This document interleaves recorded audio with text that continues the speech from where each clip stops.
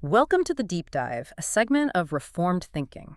Here we take sources you provide and, well, we try to distill the most compelling insights, offering a focused look at topics that shape our understanding of the world and, importantly, God's interaction with it. That's the goal. Today, we are undertaking a really fascinating deep dive. We're looking into just a single Hebrew verb. WD. Yeah. Our mission today is to sort of uncover the rich range of this word. At its core, it signifies movement. That seems simple enough, Right. but it extends into some surprising and, frankly, poignant expressions of human experience and divine action. You might think, well, how much can one word hold? But as we peel back the layers, you'll find that Kalea opens up this vast landscape of biblical meaning. It really reveals how God orchestrates both motion and human response within his created order. That's absolutely right. And this isn't just about looking up dictionary definitions or parsing grammar. It's not an academic exercise in that sense. It's about seeing how a seemingly simple root can reveal profound truths. Truths about divine judgment, human grief, even the very fabric of existence itself. And all within that framework. Exactly. All within the framework of God's sovereign ordering of his creation. We aim to show you how this verb, which, let's be honest, is often overlooked in casual reading, Easily missed. it carries remarkable weight in Scripture, and how it really points to a careful design, even in the very language that describes God's interaction with his people and the world he upholds. It's truly like a microcosm of biblical truth packed into one root. Okay, so if we're going to peel back these layers of crave, where do we even begin? What's the fundamental essence, the basic sense of this movement, and maybe how ancient is it? Well, at its foundation, prays to move to and fro, or maybe to be agitated. And it's not some late addition to the language, Okay. It's identified as a primary root within the Semitic language family. A primary root. What does Yeah. that imply? Well, when we talk about a primary root, we're really talking about one of the oldest, most fundamental linguistic building blocks. It suggests its meaning was deeply ingrained in the earliest forms of these related languages. So it's ancient. Very ancient. It shows its place way back in the linguistic history of the region. And it underscores that this is a really foundational way of expressing motion. That's compelling. So it's not merely a Hebrew concept then, but it's part of a much wider family of languages. Could you paint a clearer picture of those connections? Like, what kind of relatives does Carrie have? It truly does have relatives. This word has cognates, that's the linguistic term for relatives, across many related languages. And this confirms its ancient heritage and, widespread understanding. Cognates, right? Yeah, cognates. Yeah. We're basically tracing a word back through different branches of the same linguistic family tree. It shows its deep historical roots and how a core meaning spread across cultures that shared common ancestry. So where do we see it? For instance, we see it in Mishnaic Hebrew, which is a later form of Hebrew, but also in Jewish Aramaic, Christian Palestinian Aramaic, and Syriac. Wow, okay. It appears in Mandaic and Tigray too, and significantly in Arabic. In Arabic, the root is very similar, ndoe or nada. Sometimes scholars refer to it as medwa in Arabic contexts. That's just a technical description of the root structure, where the middle consonant is a wa sound, like you. It's pretty common for verbs expressing movement or turning. Interesting detail. And even biblical Aramaic has a cognate, nod or nud, which means to flee. So these are all languages sharing a common ancestor, linguistically speaking, and it sounds like their cognates carry remarkably similar meanings to the Hebrew Quora. Does this consistency point to something, maybe a shared human experience? They absolutely do carry similar meanings. Across these languages, the cognates often share core meanings that really resonate with the Hebrew. Ideas like to sway, shake, move to and fro, be disturbed, agitate, or even waver. It shows this consistent thread of physical motion and instability. It tells us the core idea was understood across a wide cultural and linguistic sphere back then. It really speaks to a fundamental human experience of movement and agitation, common to many ancient peoples in that region, whether they were describing, say, a shaking branch or a trembling hand, or even an unsettled person. Okay, so starting with that core idea, that fundamental movement, how does it first present itself in its most straightforward Hebrew form? I think that's the qual stem, right? For those maybe less familiar, could you just briefly explain what the qual stem generally represents? Sure, that's helpful. The qual stem, generally speaking, represents the most simple, or you could say the basic active action of a verb in Hebrew grammar. It describes the subject doing the action directly. Simple direct action, got it. So with qualia, in the qual stem, we see its basic physical motions in their clearest form. It describes situations where a subject performs the action directly, without external causation or any particular self-reflexive intensity added by other stems. It's really the baseline meaning. Can you give us maybe some vivid images of what that direct action looks like in the Bible? What kind of things actually this basic Paul form? Certainly. One of its classic usages is swaying, shaking, or being moved to and fro. And this describes a kind of nonlinear motion, often agitated, where the object's base might not move, but its upper part does. Okay. It's famously used to describe a reed swaying in the water. We find that in 1 Kings 14.15. The swaying reed. Yes. Yeah. And this image is really striking because it paints this picture of inherent instability or being easily swayed by external forces. Which has metaphorical weight. Huge metaphorical weight. What's truly insightful here is how often this seemingly simple physical act becomes a profound metaphor, especially for Israel's spiritual condition. That's so. Well, think about it. A reed, it has no real internal strength against the wind. It just reacts. It bends whichever way the wind blows. Similarly, when Israel turned from God, the scriptures suggest they lost their spiritual rootedness. They became like this reed, tossed about by, say, political pressures, idolatrous influences from surrounding nations, their own unfaithfulness. Instead of standing firm? Instead of standing firm in God's covenant. So this single verb powerfully captures that lack of steadfastness. It's a recurring theme when the prophets lament Israel's straying, their lack of resolve. That is a powerful metaphor for a nation, highlighting that lack of fixedness, that instability. Does this kind of motion, this apply to anything larger than just a reed? Maybe on a grander scale, even cosmic? Yes, it certainly does, and often with significant theological weight behind it. The verb also applies to the earth swaying or tottering. We see this depicted in Isaiah 24.20. The whole earth. The whole earth. This indicates a much broader, even cosmic sense of instability. And in this particular context in Isaiah, it's not just presented as, a random geological event. It's purposeful. It seems so. This imagery is often connected with divine judgment or upheaval. It paints a picture of the created order itself being shaken by God's decree, by his righteous action against human sin. Wow. It's a powerful statement, really, that even the seemingly most stable foundations of the world are subject to the sovereign will of God. It's not just a small, localized movement, but potentially a disruption of the very foundations of existence, pointing to God's complete authority over all creation. Wow, okay. So from a small reed swaying to the entire earth tottering, all described by the same verb, what about other kinds of physical movement captured by Avilique in this basic qual stem? Does it describe anything maybe more subtle or even something aspirational? Well, it can also describe the quick, fluttering motion of wings in flight, like a bird fluttering. We see that in Proverbs 26.2, which compares the quickness of a bird's wings to, a curse without cause not landing. Fluttering wings, okay. It gives us a sense of rapid, light, maybe somewhat undirected movement, but it also takes on a more tender or perhaps vulnerable aspect too. How so? Figuratively, it can even speak of the soul, as in Psalm 11.1. The soul fluttering. Well, the context is the psalmist being told to flee like a bird to your mountain. The verb used for flee there is related to que. It suggests the soul's desire to escape, maybe illustrating its quick, often anxious movements in times of distress or danger, seeking refuge from the wicked. Ah, okay. So this really shows the versatility of que. It can describe external, observable movement like the earth shaking, and also the internal, less tangible motions of the human spirit seeking safety. All right, so beyond that simple physical swaying or fluttering, quickly shades into describing a much deeper human condition: displacement. This is where I think it gets particularly insightful. It moves from just physical action to more of a state of being. How does this root capture that reality, the reality of being unsettled or without a home? Often it seems as a direct consequence of actions or even divine will. This is definitely a pivotal usage. It often highlights severe consequences for human actions, or, as you said, direct divine directives.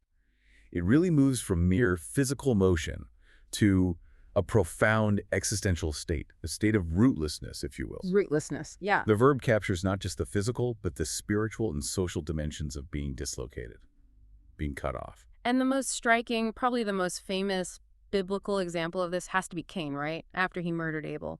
How does Ness specifically connect to his story, his punishment? That's an excellent point, and yes, Cain is the prime example. In the qual stem, Wastone describes wandering aimlessly or being homeless or a fugitive. This refers to moving from place to place without a fixed residence, the perpetual state of unsettledness. The curse itself. Exactly. Cain is famously described by God himself as nevanad. That phrase in Genesis 4, verses 12 and 14, means something like a fugitive and a wanderer, or perhaps aimless and homeless. Navanad. Right. And this is presented as a direct outcome of his terrible sin against Abel. And it's God's just decree upon him. It's a divinely ordained punishment. Not just random movement, but a perpetual state of unsettledness. Cut off from the security of a settled life, cut off from the very ground he worked, and crucially, cut off from the presence of God. Which in that world meant? In the ancient Near East, being without a settled home or clan protection meant extreme vulnerability. It was a constant state of insecurity and exposure. So this phrase, fugitive and a wanderer, it encapsulates not just physical movement, but a total breakdown of his social standing and seemingly divine favor. And the narrative, it even goes a step further, doesn't it? It names a geographical location after this state, which further solidifies the concept of his displacement. Yes, it does exactly that. Yeah. The biblical narrative names a geographical location after this state. The land of Nod. That's where Cain settled, according to Genesis 4.16. The land of Nod. Right. It's a proper noun, directly derived from this verb's sense of wandering. The very place where he sought refuge carries the indelible mark of his restless condition.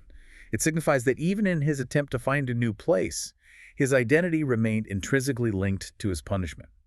He's forever marked by his aimless motion. It's a stark reminder, really, that even a place of apparent settlement carries the mark of his displacement, a constant echo of God's judgment. So while it's a curse for Cain, a punishment, we also see it appearing as a command sometimes, particularly in prophetic literature, often tied to warnings of judgment or maybe calls to action. Can you elaborate on that aspect? Indeed. It also appears as a command to wander or perhaps flee in prophetic books like Jeremiah. Think Jeremiah 4.1, 49.3, 50.3, and 8.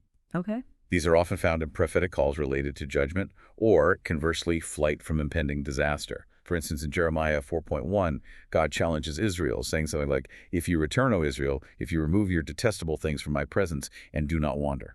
So wander there means spiritually go astray. Exactly. In that context, wander signifies going astray from God's ways, a state of spiritual dislocation, spiritual wandering. But then, conversely, in Jeremiah 50.8, the command nudu, which is the imperative form wander or flee, is issued to those in Babylon. It's urging them to flee the impending destruction that God is bringing.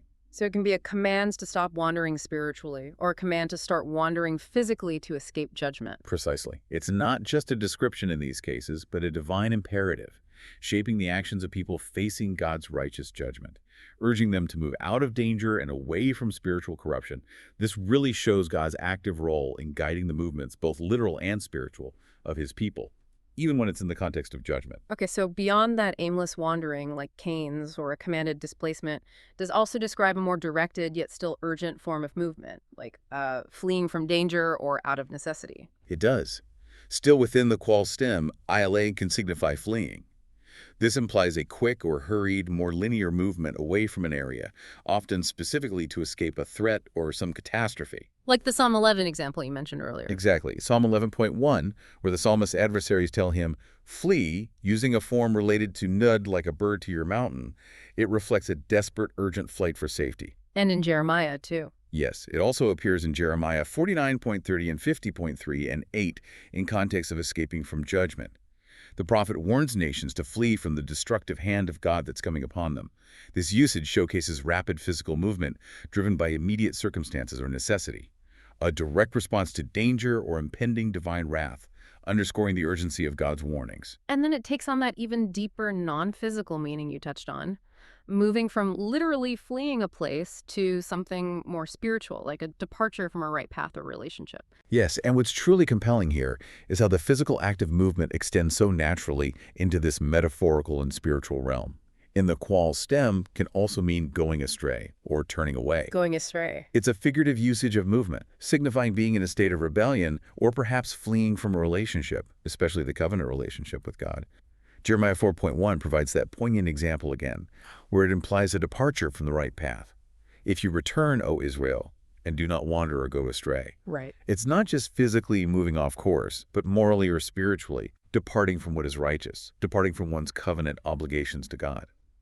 This usage highlights the serious spiritual implications of disobedience and turning away. It depicts sin itself as a form of spiritual wandering, a lack of firm footing in God's truth. It reveals that the idea of movement for this verb can apply to the very condition of one's soul before God. Okay, so far we've seen Arquid describing a subject's direct movement or state, whether it's, swaying like a reed, wandering like Cain, or even fleeing spiritually. But what happens when the movement is caused by something else? Or maybe when it becomes an internal, intensified action? This suggests a different layer of agency or impact. How do the various grammatical stems of Arquid help us understand these shifts in meaning and agency? That's a very perceptive question, and that's precisely where the other Hebrew verb stems show their distinct roles. They reveal not just what kind of movement is happening, but often who or what is initiating that movement and how that movement is experienced. Is it externally caused? Is it internally self-directed and maybe intensified? Okay. These stems are essentially linguistic tools that add layers of nuance to the core meaning of ikwa. They refine the picture. Let's start then with the hyphal stem. What does that typically convey in Hebrew grammar, generally speaking, and how does it apply specifically to Arquid? All right, the hyphal stem. Primarily, it indicates causing an action or movement. It's often called the causative voice or stem. Causing something to happen. Exactly. So if koiano in the qual stem means to wander or to sway, then in the hyphal stem, it generally means to cause to wander or to make something sway. It signifies that an external agent is bringing about the motion. Someone or something else is making it happen. Can you give us some striking examples of that causative action in the biblical texts, particularly thinking about displacement again? Yes. In the hyphal stem, koile can mean causing to wander, making homeless, or expelling. It signifies forcing someone or something to move aimlessly or to be driven away from their proper place. Forcing them out. Right. A stark example comes from 2 Kings 21:8. It speaks of the wicked King Manasseh's actions having a real detrimental impact on the people. God says something like, I will not again cause the foot of Israel to wander a hyphal form out of the land that I gave to their fathers, if only they will be careful to do all that I have commanded them. So Manasseh's sin is seen as the cause of their potential wandering. Precisely. His idolatry and sin are depicted as the cause of Israel's potential moral or physical displacement. It's presented as a consequence of them turning from God, led astray by their king. It's a powerful statement about the corrupting and destructive influence of unrighteous leadership on the whole nation. So it's about the action of someone causing distress or displacement to another. Are there other contexts where we see this sense of being driven maybe by an external, potentially hostile force? Absolutely. It also appears in Psalm 36, verse 11 in Hebrew, which is verse 12 in some English translations.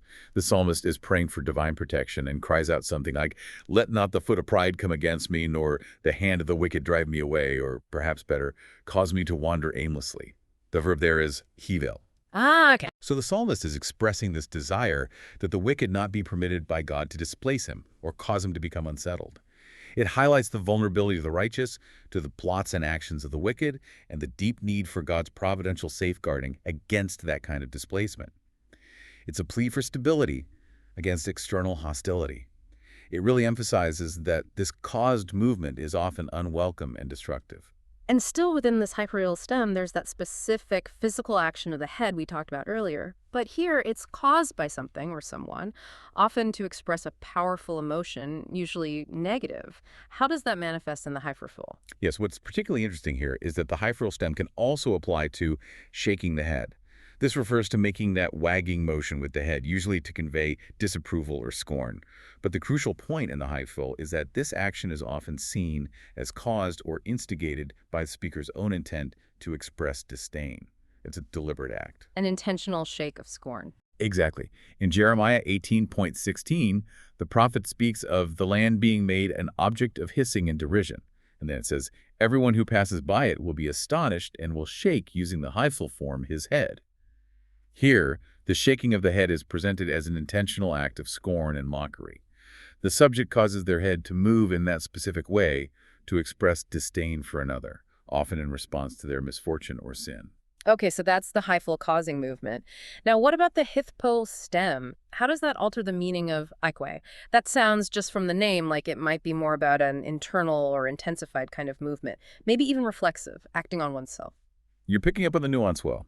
The hithpole stem often indicates self-initiated or intensive movement. It can imply a reflexive action, where the subject performs the action upon itself, or it can denote an intensified, continuous, or repeated action. It tends to portray a dynamic, often internal state that manifests itself outwardly. So instead of being caused to sway by, say, the wind, something is swaying itself intensely. Precisely. That's a good way to put it. One usage in the hithpole stem is swaying backwards and forwards, tottering or moving oneself to and fro. This describes a self-initiated, often violent motion. We see it again with the earth swaying or tottering in Isaiah 24:10. The earth staggers like a drunken man, it sways hithpole stem like a hut. Ah, the earth swaying itself. Yes, it provides this grand biblical picture of cosmic instability. The very ground beneath us is depicted as being in this violent, self-directed, unstable motion, as if it's trembling under the weight of divine judgment or maybe in anticipation of God's unfolding plan. It's a powerful image of a world completely out of kilter, moving almost on its own accord as a consequence of sin, yet, importantly, it's still within God's ultimate governance. And how does this self-initiated motion relate to emotional reactions? Yeah. Can Querin and the hithpole stem describe an internal emotional state manifesting outwardly, like through shaking? It certainly can. The hithpole can also describe shuddering or shaking oneself. This can indicate an excited reaction, or sometimes a scornful one, which involves physical movement. We see this in Jeremiah 48:27 and Psalm 64:9. Shuddering. Yes, in Jeremiah 48:27, Moab is depicted as shuddering when facing judgment, a kind of self-initiated physical reaction to alarm or intense distress. And in Psalm 64:9, it speaks of all mankind shuddering in awe and fear as they witness God's righteous judgment unfolding. It's an internal state, a strong emotion like agitation or awe or perhaps disdain, manifesting outwardly through involuntary or maybe self-directed physical shaking. It's an intense expression of strong feeling where the body itself seems to react to inner turmoil or profound spiritual revelation. That brings us to another particularly poignant use of the hithpole stem, doesn't it? Related to a deeply personal experience of grief and, crucially, repentance. Yes, and this is a particularly moving usage. It really demonstrates the introspective aspect this stem can carry. Bemoaning oneself in the hithpole stem, while expressing grief, implies a self-directed lament. It often involves physical expressions of distress, but the focus is inward. Bemoaning oneself. Jeremiah 31:8 provides a key example. I have heard Ephraim bemoaning himself hithpole. This shows a deeply personal act of sorrow, a turning inward to grieve one's own condition or actions, often specifically in repentance. It's not just mourning for someone else, but a profound self-reflection and lament over one's own sin or resulting fate. So Ephraim's grief is turned inward. Yes, Ephraim's bemoaning here is presented as a sign of his genuine repentance, a movement of the soul in contrition before God. He's acknowledging his wrongdoing and seeking restoration. This really illustrates the incredible depths to which a simple verb primarily about movement can reach, depicting the very motions of a repentant heart turning back to God. Okay, so one of the most compelling aspects of Ezloya, as we've touched on, is how it connects directly to our deepest emotions, often through that specific physical action, the movement of the head. It's such a simple, almost universally recognized gesture, but it becomes such a rich conveyor of feeling in the biblical texts. How does this seemingly small physical act become so loaded with communicative and emotional weight using this verb? Well, this physical manifestation of head movement for various emotional and social states is really central to the word's breadth of meaning. It demonstrates how a seemingly minor physical act can be loaded with immense communicative and emotional weight, especially in the biblical context. It's not just random motion, it's often an intentional or at least highly expressive signal that speaks volumes about one's inner state and their relationship to the situation or person at hand. Let's talk about the more positive or perhaps sympathetic side of that head movement first, where akoi conveys compassion or shared sorrow. How does that work? Right, and the quoll stem can express head movement for sympathy, condolence, or lament. It signifies indicating cooperation or empathy with someone, often by shaking or nodding the head, to show sympathy, pity, or commiseration. Like with Job's friends. Exactly. That's a powerful example. When Job's friends come, Lanud Lo, in Job 2.1 on, the text explicitly says they came to sympathize and comfort him in his immense suffering. They initially just sit with him in silence for 7 days, which itself is a profound act of solidarity. And later, too. And again later, in Job 42.1 on, after his restoration, his relatives and friends come, and the text says they sympathize with him using nud and comfort him using nachem. It parallels the standard Hebrew word for comfort, nachem. So nud here is a gesture of shared feeling, a physical expression of solidarity and empathy with the one suffering. It's a visible act of compassion that can sometimes transcend words, showing genuine concern for another's pain. So it's about showing care and shared sorrow, almost a communal act of grieving or showing support. How does this extend beyond an individual like Job, maybe to a broader lament, perhaps for a king or even a whole city? It does indeed extend to that broader scale. It also describes shaking the head in grief or lament for the dead, or for a devastated city or nation. For example, Jeremiah 22.0 refers to lamenting for the deceased King Josiah. It warns against weeping excessively for him, but uses the verb emeria in the sense of bemoaning or lamenting. Do not weep for him who is dead, nor bemoan not him. This implies a recognized public display of grief for a leader. And for cities as well. Yes, very poignantly. We see it used for Jerusalem in Jeremiah 15.5. The prophet asks rhetorically, "Who will lament using nud for you, O Jerusalem? Or who will have pity on you? Or who will turn aside to ask about your welfare?" This speaks to the utter desolation and the lack of those left even to grieve properly. A city so utterly destroyed that few remain to express sorrow for its plight. That's bleak. It is. And similarly, it's used for the city of Nineveh in Nahum 3.7 as it faces destruction, and for the nation of Moab in Jeremiah 48.17, expressing collective grief over its downfall. These are communal expressions of deep sorrow over loss or divine judgment upon nations, showing shared grief through this physical gesture, a public acknowledgement of profound distress. So, on the one hand, it's sympathy and mourning, a gesture of shared humanity, shared grief. But then, remarkably, on the other hand, it can signify the complete opposite, derision and scorn. How does Tawe manage to convey such contrasting, even antithetical emotions with what seems like the same basic physical action of head movement? That's the fascinating duality of this word, isn't it? Right. It reveals how context completely shapes the meaning of the gesture. Conversely, shaking the head can express disapproval, disdain, or scorn, while the kol stem might sometimes be used, the hyphal stem, the causative one we discussed, Right, causing the head to shake. is often employed to convey this deliberate, intentional act of mockery. Jeremiah 18.16 shows a head being shaken in derision when Jerusalem faces ruin.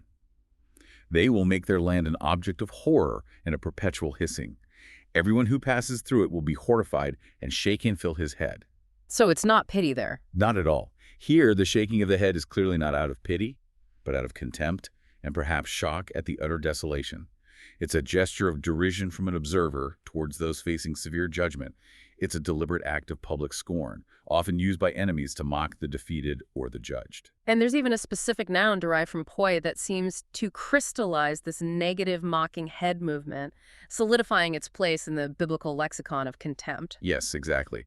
The derived noun, manad rosh, specifically refers to an object of head shaking in derision. Psalm 44.14 in Hebrew, verse 15 in some English Bibles, illustrates this perfectly. The psalmist laments Israel's plight. You have made us a byword among the nations, a shaking of the head manad rosh among the peoples. A shaking of the head. Yes. This verse expresses the deep shame and humiliation Israel felt when your enemies mocked them, making them an object of derision through this specific gesture. This shows how a physical action, though simple, can be imbued with profound social and emotional meaning. It serves as a powerful visual of mockery and disdain. It underscores that this physical action, in certain contexts, becomes a tangible symbol of utter contempt and ridicule, a public sign of rejection. It's truly compelling how a single verb like a care can extend into different nouns, and each noun seems to capture a specific crystallized aspect of its wide meaning. It's almost as if the language itself is distilling and refining these complex ideas, movement, grief, scorn, into concrete, definable terms. What do these derived nouns tell us collectively about the various states or concepts it represents? You're right. The nouns derived from pars do exactly that. They condense and crystallize its core themes. They allow us to grasp particular facets of its meaning as distinct concepts. They take the dynamic action described by the verb and present it as, say, a definable state, like wandering, or a specific type of motion, like lip quivering, or even an object of an action, like the head shaking of scorn. It really shows the incredible lexical richness of biblical Hebrew. Okay, let's start with the noun itself. How does this noun encapsulate the themes we've discussed, particularly that central idea of wandering? Right, the noun note, it refers directly and specifically to the wandering of an aimless fugitive. We see this clearly in Psalm 56.8, verse 9 in Hebrew. David, fleeing from Saul, prays to God, "You have kept count of my tossings, Nud, put my tears into your bottle, are they not in your book?" My tossings, my wanderings. Exactly. The term tossings there is nud, referring to his aimless wandering as a fugitive, his unsettled, restless existence while on the run. It directly relates back to Cain's perpetual unsettled state, encapsulating that condition of being a wanderer without a fixed home. And the land of Nod. And as we discussed earlier, it's even the root for the proper noun, the land of Nod, where Cain wandered according to Genesis 4.16.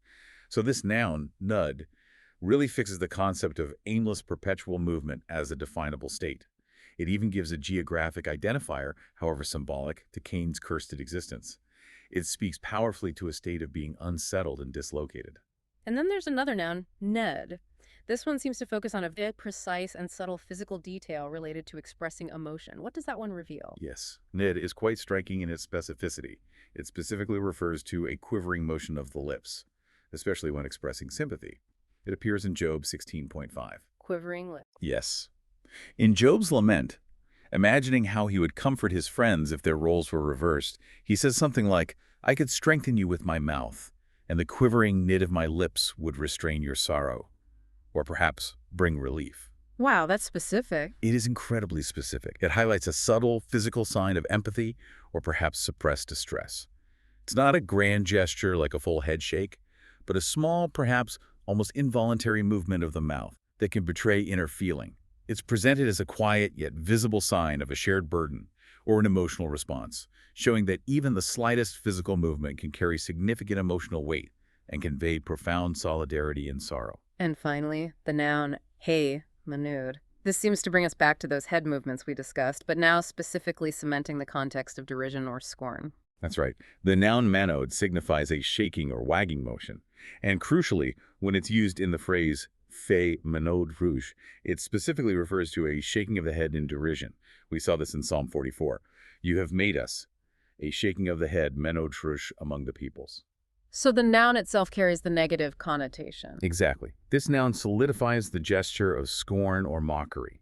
It turns the act of head shaking in derision into a distinct noun that represents the contempt expressed by others. It underscores how the Hebrew language captures not just actions, but also the intention and the societal impact of those actions, especially in these social and relational contexts where public shame or ridicule is being inflicted.